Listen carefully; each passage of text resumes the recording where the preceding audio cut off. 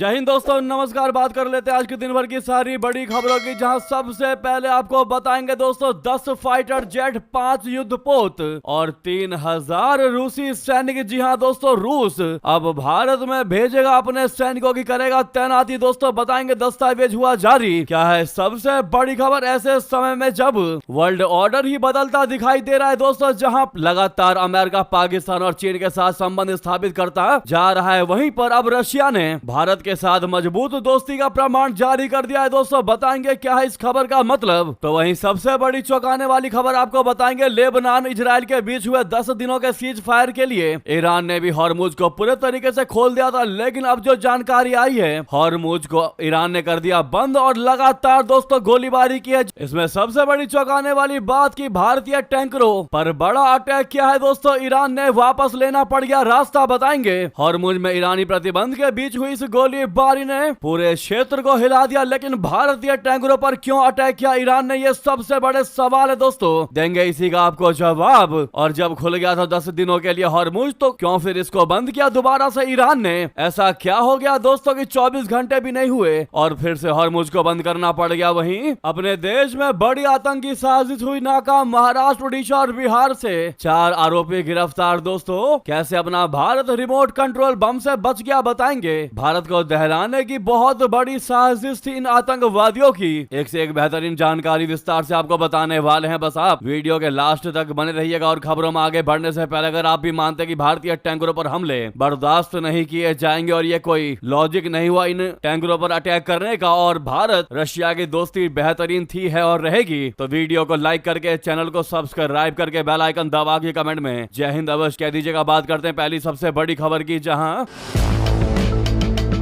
भारत और रशिया एक दूसरे के देश में 3000 सैनिकों के साथ 10 लड़ाकू विमान और 5 युद्धपोत यानी रेलॉस एग्रीमेंट की तैनाती पर सहमत हो गए हैं दोस्तों रशिया की। स्पुतनिक न्यूज एजेंसी ने यह बहुत बड़ी जानकारी दी है। इसका मतलब है कि अब भारत में रशिया के सैनिक तैनात होंगे और रशिया में भारतीय सैनिकों की तैनाती हो सकेगी। दशकों पुराने दोनों रणनीतिक साझेदारों के बीच हुआ यह ऐतिहासिक करार है। स्पुतनिक ने बताया कि रशिया के आधिकारिक कानूनी सूचना पोर्टल पर प्रकाशित एक समझौते में इस व्यवस्था के बारे में बताया गया है। इस व्यवस्था में एक ही समय में 10 सैन्य विमानों और 5 युद्धपोतों की तैनाती की भी अनुमति है। स्पुतनिक के मुताबिक ये समझौता सैन्य इकाइयों, नौसैनिक जहाजों और लड़ाकू विमानों की आपसी तैनाती के नियमों की रूपरेखा तैयार करता है। इसके साथ ही किसी भी देश की तरफ से मेजबानी की जा रही सेनाओं के लिए लॉजिस्टिक्स, तकनीकी और ऑपरेशनल सहायता को भी शामिल करता है। इसके अलावा रूसी न्यूज एजेंसी 1.ru ने बताया कि इस दस्तावेज में 21 अनुच्छेद शामिल है और ये 5 वर्षों के लिए वैध रहेगा, और अगर दोनों देशों में किसी को भी आपत्ति नहीं होती है तो यह करार अपने आप बढ़ता रहेगा। इसमें उन स्थितियों का उल्लेख किया गया है जिनमें सैन्य कर्मियों को किसी अन्य देश में भेजा जा सकता है। दोस्तों ऐसे में रशिया के साथ ये पैक्ट दिखाता है कि भारत अपनी रक्षा आवश्यकताओं के लिए किसी एक पक्ष पर निर्भर नहीं है। समझौते के तहत भारत और रशिया एक दूसरे की गोपनीय जानकारी और सैन्य ठिकानों की सुरक्षा सुनिश्चित करने के लिए प्रतिबद्ध हैं। दोस्तों भारत और रशिया के बीच संबंध को लेकर अब जो ये खबर सामने आ रही है, वो ऐसे समय में जब पूरी दुनिया में वर्ल्ड ऑर्डर ही चेंज हो गया है। दोस्तों कोई सोच भी नहीं सकता था कि ऐसा कभी कुछ होगा। जो जिसका दुश्मन था वो दोस्त बन गया, जो दोस्त था वो दुश्मन बन गया। वहीं अमेरिका लगातार पाकिस्तान के साथ, चीन के साथ संबंध बढ़ाने की बात कर रहा है दोस्तों। वहीं डोनाल्ड ट्रंप अब चाइना की यात्रा पर भी जाने वाले हैं। अब ऐसे समय में भारत का सदाबहार दोस्त रशिया हर चीज होने के बाद भी नहीं बदला दोस्तों। इससे बड़ी बात और इससे बड़ा प्रमाण क्या ही होगा एक गहरी दोस्ती के लिए। ऐसे में अगर आप भी भारत और रशिया की दोस्ती को सबसे बेहतर दोस्ती मानते हैं तो कमेंट में बेस्ट फ्रेंड जरूर लिख दीजिएगा दोस्तों। लेकिन सामने लाइक का बटन अभी तक लाइक नहीं किया तो वीडियो को जरूर लाइक कर दीजिए, बटन को दबा दीजिए। अगली खबर की बात करते हैं, बहुत बड़ी चौंकाने वाली खबर। हॉर्मुज में भारतीय 2 टैंकरों पर बहुत बड़ी गोलीबारी की खबर सामने आ रही है दोस्तों। हर किसी को चौंका दिया इस खबर ने। बताते हॉर्मुज में ईरानी प्रतिबंध के बीच यह गोलीबारी हुई है। बता दें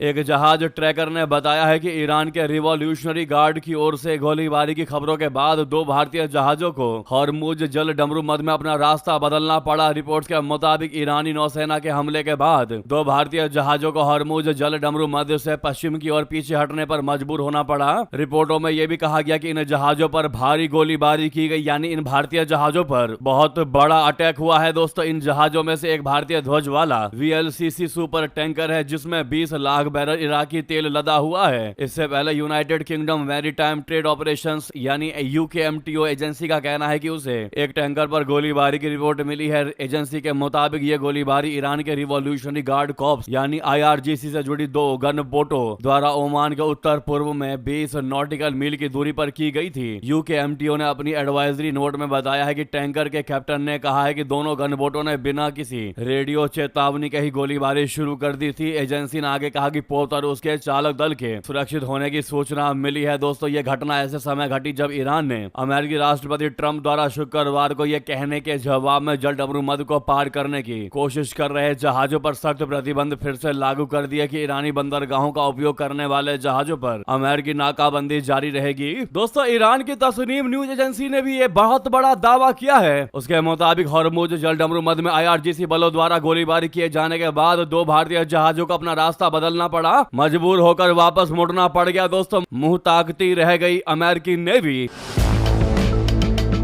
लगातार बहुत सारी ऐसी एजेंसियां हैं जो ये दावा कर रही हैं कि ये अटैक भारतीय जहाजों पर भी हुआ है। अनादोलू एजेंसी की बात करें तो उसने भी रिपोर्ट जारी की है। उसने बताया है कि इस्लामिक रिवॉल्यूशनरी गार्ड कॉर्प्स ने जिन 2 जहाजों पर हमला किया वो भारतीय टैंकर है। टैंकर मॉनिटरिंग डेटा के मुताबिक फायरिंग की घटना भी हुई। एक जहाज भारत का झंडा लगाए हुए था जो 20 लाख बैरल इराकी तेल लेकर जा रहा था। हालांकि जहाज और क्रू पूरे तरीके से सुरक्षित है। हम बार बार आपको कह रहे हैं दोस्तों, जहाज के अंदर का मामला पूरा सुरक्षित है, लेकिन भारतीय जहाजों पर गोलीबारी की बहुत बड़ी और ब्रेकिंग न्यूज एक्सक्लूसिव जानकारी सामने आ रही है। दोस्तों, अब ऐसे में जब अमेरिकी नेवी वहां मौजूद थी तो उसने इस गोलीबारी पर रिटेलिएट क्यों नहीं करा, क्यों नहीं इसका जवाब दिया, क्यों मूक दर्शक बनी रह गई। वहीं अभी सबसे बड़ी जानकारी एक और सामने आ रही है। दोस्तों, हॉर्मुज में भारतीय जहाजों पर हुई गोलीबारी के मामले में भारत का विदेश मंत्रालय ईरान के राजदूत को तलब करेगा, पूछेगा कि यह गोलीबारी भारतीय जहाजों पर क्यों हुआ, भारतीय टैंकरों पर क्यों किया। जी हाँ, वो भी तब जब भारतीय झंडा लगा हुआ था जहाज पर। आखिर ऐसा क्यों किया ईरान ने? अगर उसको अटैक करना था तो उससे पहले वो रिमोट के जरिए ये सूचना देता कि हमें इस प्रकार से दिक्कत है, अपने आप पीछे लौट जाओ, वापस चले जाओ या आगे चले जाओ। पहले वार्निंग दी जाती। दोस्तों, अचानक से ये अटैक आखिर क्या है, इसके मायने आखिर क्यों किया ऐसा ईरान ने? क्या आईआरजीसी ये नहीं समझ पाई कि ये भारतीय जहाज से जो भी मुद्दे हैं दोस्तों, अब भारत की मोदी सरकार राजदूत को तलब करके हिसाब मांगेगी कि आखिर ऐसा क्यों किया, क्यों हुआ।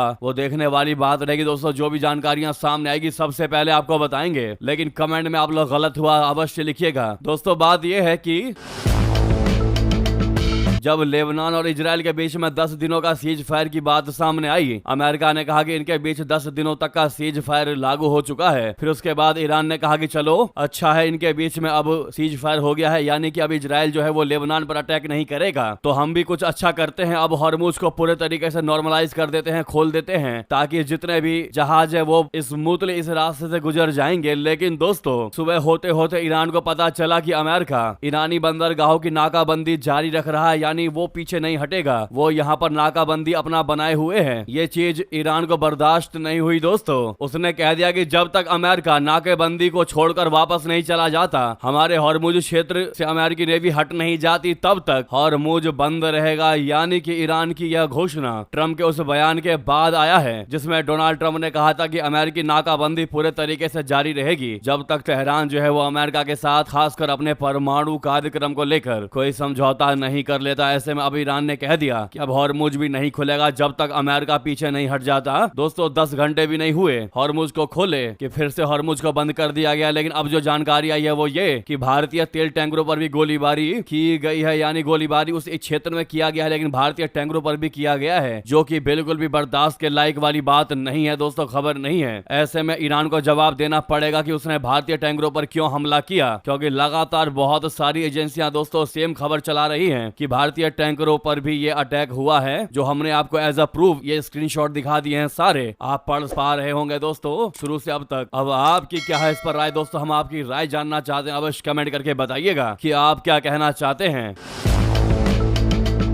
ईरान ने तो साफ साफ कह दिया है कि वो अपना यूरेनियम किसी भी दूसरे देश को नहीं देगा, जिसने ट्रंप को चौंका दिया। इस बयान से स्पष्ट हो गया है कि दोनों देशों के बीच समझौता होना अभी इतना आसान भी नहीं है। ईरान ने कहा है कि हमने हॉर्मुज बेशक खोला था, लेकिन 1 घंटे के भीतर ही ट्रंप ने सीज फायर को लेकर 7 बड़े झूठ बोल गए, जो हमको बिल्कुल भी बर्दाश्त नहीं हुआ। जी हाँ, ईरान ने कहा कि ऐसी बातचीत का क्या ही फायदा है कि हमारे साथ अमेरिका की कुछ और बातचीत हो रही है और अमेरिकी राष्ट्रपति ट्रंप दुनिया को कुछ और बात बता रहे हैं, बढ़ा चढ़ाकर बता रहे हैं, इम्प्रोवाइज करके बता रहे हैं, जो कि बिल्कुल भी ठीक नहीं है। इसका मतलब साफ है कि अमेरिका बहुत बड़ा झूठा है, बात कुछ और हो रही है, बताया कुछ और जा रहा है। वहीं अब आपको बता दे दोस्तों, लेबनान पर ट्रंप की पोस्ट से बेंजामिन नेतन्याहू हो गए हैरान। भड़के इजराइल ने व्हाइट हाउस से मांग ली सफाई। जी हां दोस्तों, ट्रंप ने लेबनान में सीज फायर पर शुक्रवार को नया ऐलान करने से पहले इजराइल को भरोसे में नहीं लिया था। जी हां, अब यह जानकारी दावा सामने आ रहा है। जी हां दोस्तों, ट्रंप की ओर से सोशल मीडिया पर लेबनान में जंग बंदी से जुड़ा ऐलान किया गया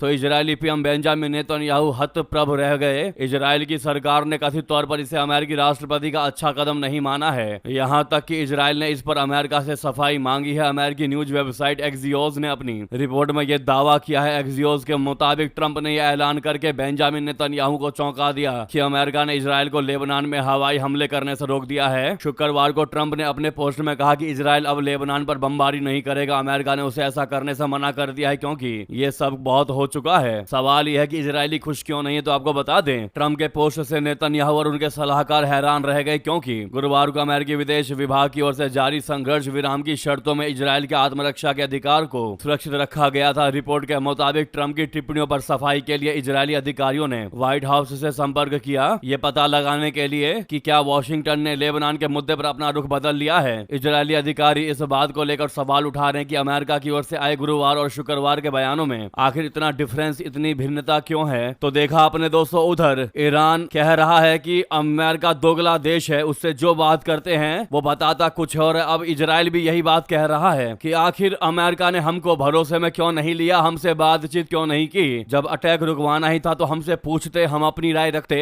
यानी कि दोस्तों, इस पूरे इंसिडेंट में, इस पूरे युद्ध के एंगल में आप सबसे बड़ा अगर कोई कल्प्रिट ढूंढ रहे तो वो है डोनाल्ड ट्रंप, अमेरिका। जी हाँ, अमेरिका बहुत बड़ा दोगला देश बन चुका है दोस्तों आज के समय में, खास करके ट्रंप की सरकार में। ट्रंप थोड़े में ही उड़ने वाले इंसान है, जो अगर सीज फायर का सी भी कोई कह देता है तो ट्रंप कह देंगे कि मैंने सीज फायर करवा दिया। तो जो व्यक्ति जिसको नोबेल पुरस्कार पाने का लालच हो, वो आखिर दुनिया के लिए क्या ही कार्य करेगा। ऐसे में ट्रंप को लेकर आपकी क्या नीति है दोस्तों, क्या राय है, जरूर कमेंट करके बताइएगा आपकी क्या है राय। अब बात कर लेते हैं अगली बहुत बड़ी खबर की। जहां देश में बड़ी आतंकी साजिश नाकाम, महाराष्ट्र, ओडिशा और बिहार से 4 आरोपी गिरफ्तार, रिमोट कंट्रोल बम बनाने का सामान भी बरामद। बता दें, देश में बहुत बड़ी आतंकी साजिश नाकाम हुई है। दिल्ली पुलिस की स्पेशल सेल ने बड़ी कार्रवाई करते हुए 4 ऐसे युवकों को गिरफ्तार किया है जो देश में आतंकी गतिविधियों को अंजाम देने की तैयारी कर रहे थे। ये आरोपी अलग अलग राज्यों महाराष्ट्र, ओडिशा और बिहार से पकड़े गए हैं। पुलिस के मुताबिक ये सभी युवक कट्टरपंथी सोच से प्रभावित थे और नफरत करने के मकसद से काम कर रहे थे। ये लोग गजवाई हिंद जैसे खतरनाक विचारों को बढ़ावा दे रहे थे और इसके लिए दूसरों को भी उकसा रहे थे। गिरफ्तार लोगों में मोहम्मद हमाद, इमरान, सोहेल अहमद, जो कि 19, 22, 23, 32 साल के हैं, वो शामिल है। दोस्तों, जांच में आया है कि ये आरोपी सोशल मीडिया के गुप्त क्लोज्ड ग्रुप्स में जुड़े हुए थे, जहां आतंकी विचारधारा, जिहाद और हथियारों की बात होती थी। इन ग्रुप्स के जरिए ये लोग नए लोगों को जोड़ने और उन्हें भड़काने का काम कर रहे थे। इनमें से 2 आरोपी मिलकर एक रिमोट कंट्रोल यानी IED बम बनाने की तैयारी कर रहे थे। इसके लिए जरूरी सामान जैसे बॉल बेयरिंग, कील, खिलौना कार आदि जुटाए जा चुके थे। जांच में यह भी पता चला है कि ये एक आरोपी ने दिसंबर 2025 में दिल्ली आकर लाल किला और इंडिया गेट जैसी महत्वपूर्ण जगहों की रेकी की थी। उसने सोशल मीडिया पर लाल किले की फोटो के साथ आपत्तिजनक पोस्ट भी शेयर की थी ताकि लोगों को भड़काया जा सके। इसके लिए दिल्ली पुलिस को थैंक यू कमेंट में आप लोग जरूर लिख दीजिएगा दोस्तों, DP थैंक्स। वहीं आपको बता दें, लश्कर में पड़ गई फूट, हाफिज सईद को निपटाने का बन गया प्लान। पाकिस्तानी आर्मी ISI में भी मच गया बवाल। बता दे, पाकिस्तान के अंदर आतंक के नेटवर्क में दरार की खबरें सामने आ रही हैं।